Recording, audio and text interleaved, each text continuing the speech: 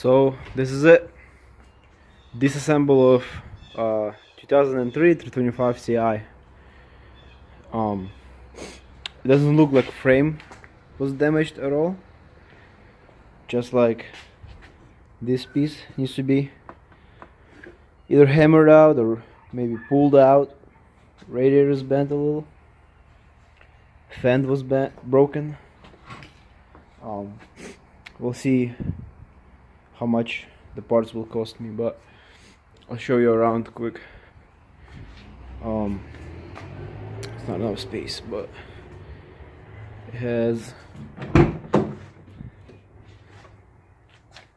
sport package interior, which I was already doing some work to.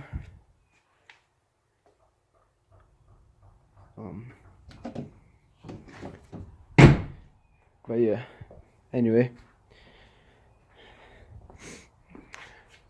in next video I'm gonna show you how I'm gonna put this car together and what works best for me.